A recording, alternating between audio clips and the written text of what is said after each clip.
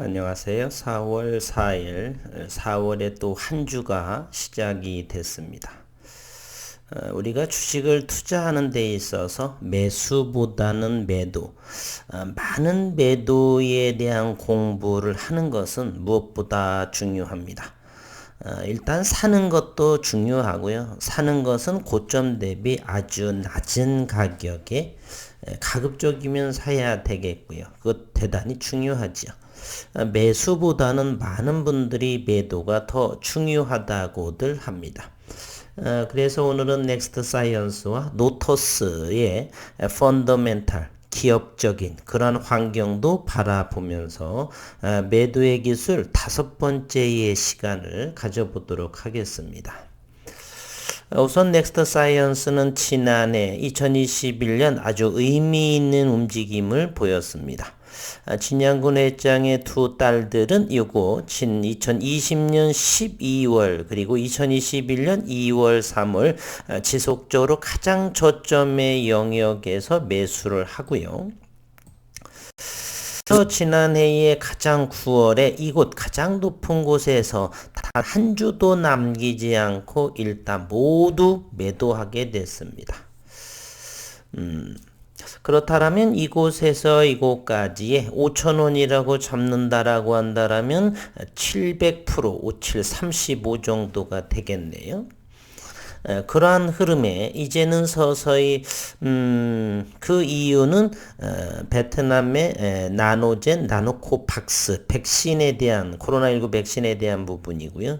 현재에서도 그렇지만 현재 코로나19가 점차 사그라드는 안정되는 그러한 추세에 우리나라에서는 SK바이오사이언스가 현재 38만 원대 정도에서 현재 15만 5천 원대 대략 60% 정도의 하락을 현재 보이고 있는 주가의 모습입니다. 넥스트 사이언스 그렇죠. 36만 원에서 현재 15만 원대 정도를 보여주고 있다. 다시금 넥스트 사이언스로 이렇게 돌아와 보면요. 그러면서 지난해를 지나면서 이렇게 가파르게 또 다시 하락을 하고 반등을 하고 기술적인 상승을 하면서 흘러내리기 때문에 대단히 약하다는 것이죠. 만약에 이것이 제대로 된 매출과 영업이익을 올린다면 한번 눌러줬다가 이곳을 다시 한번 거래량을 동반해서 이곳을 돌파해야 되겠는데 이곳에 한참 미치지 못할 정도로 그만큼 매도의 힘은 강하고 매수의 힘은 약하다. 그러면서 일봉에서의 모습 보게 되면 앞전에 직전의 저점들을 줄곧 흘러내리고 있다. 백신으로 와온 주식, 백신이 이제 안정이 되니 제자리로 찾아간다라면 이곳까지도 열어둘 수도 있다. 이런 생각을 가져봅니다. 기본적인 상식이겠죠. 그러나 여기에서 머물렀던 이곳에서 정도 481선인데 현재 보조지표의 기술 모멘텀의 그러한 보조지표 상으로 보게 되면 여전히 아직은 시간이 조금 걸리겠다. 기술적인 반등도 아직은 조금 더 있어야 되겠다는 그러한 흐름을 보고 있습니다. 우선 기술적인 상황을 한번 보도록 기업적인 환경을 좀 보겠습니다. 이거 역시 핀포인트 뉴스인데요. 넥스트 사이언스의 나노코박스가 추가 자료가 필요하다라고 오늘 아침 또 9시 23분에 핀포인트에서 나와 이렇게 됐네요.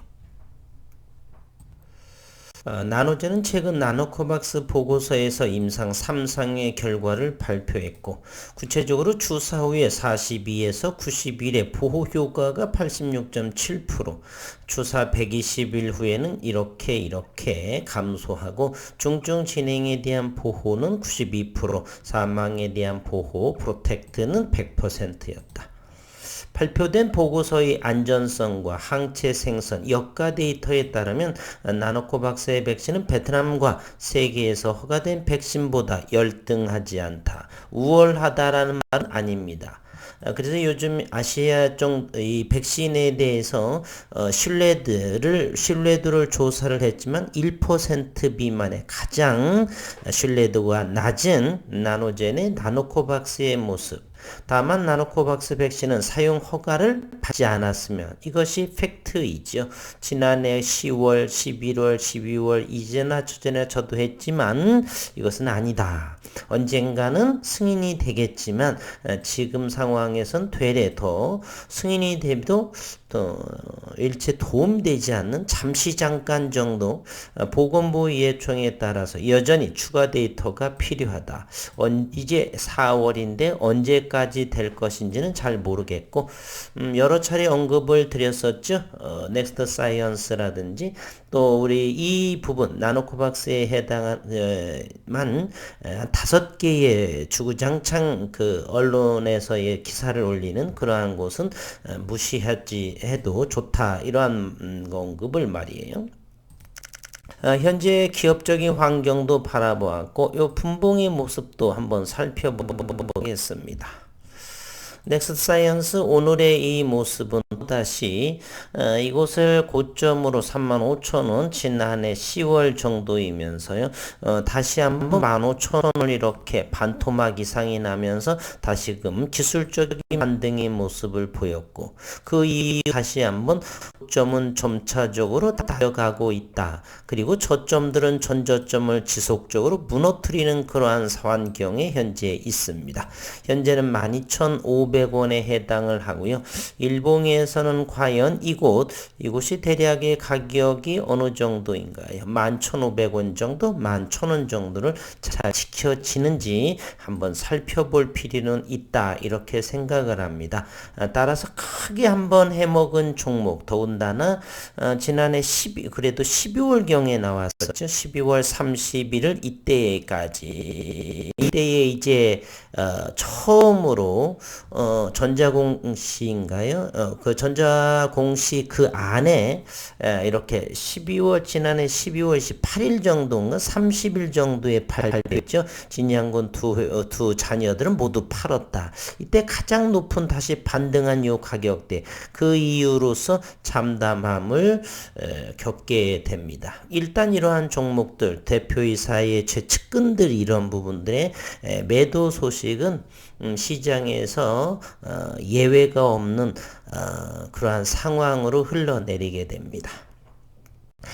이러한 최대 주주의 아주 친인척들 이러한 부분 매도라든지 최대 주주의 매도라든지 이러한 부분들에 대해서는 여지없이 매도의 포지션으로 대응해야 되겠다는 생각을 전해드립니다. 이번에는 노토스라는 종목입니다. 노토스는 요 바닥권에서 현재 여기까지 35,000원까지 상당히 좋은 저점 대비 고점으로 이렇게 주가의 움직임이 됩니다.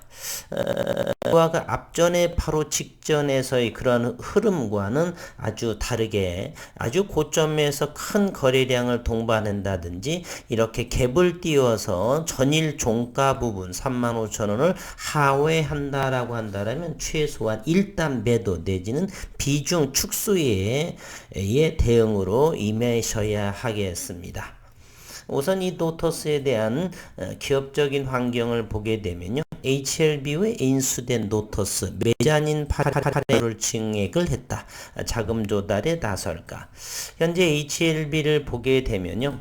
HLB나 HLB 생명과학들은 대단히 많이 이제 12 발행 등등 전환사채 이렇게 발행을 하는데 이제 새롭게 되는 그런 기업들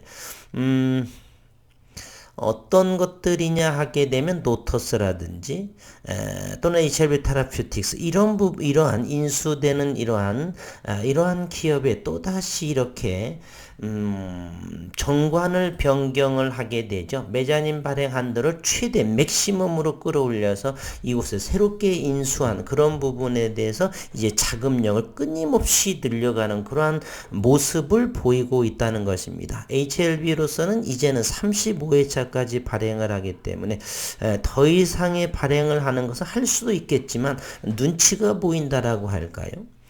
그러한 모습이고 이제 새롭게 되는 노터스, HLB 테라퓨틱스, G3BNT죠. 이런 기업들의 이제 새롭게 계속해서 시비 발행이나 이런 부분을 늘려가는 그러한 상황이 있죠. 또 시간이 먼 후일 지나게 되면 그러한 기업에서 또 인수한 그런 기업은 그 기업의 또 메자닌 발행 한도를 증액을 해서 또 이렇게 시비나 이런 부분들을 또 발행을 하는 그러한 상황에 왠지 그러한 흐름을 잠시 뇌피셜을 한번 깔아봤습니다. HLB 인수된 노터스가 대규모 자금 조달을 위한 발판을 만들었다.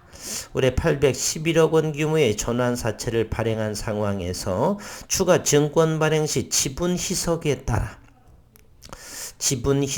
따라 주주가치 훼손으로 이어질 수가 있다. 그럼에도 불구하고 최근 들어서 이와 같이 전쟁이 터지든 뭐하든 간에 아주 강력하게 흐름을 이어갔습니다.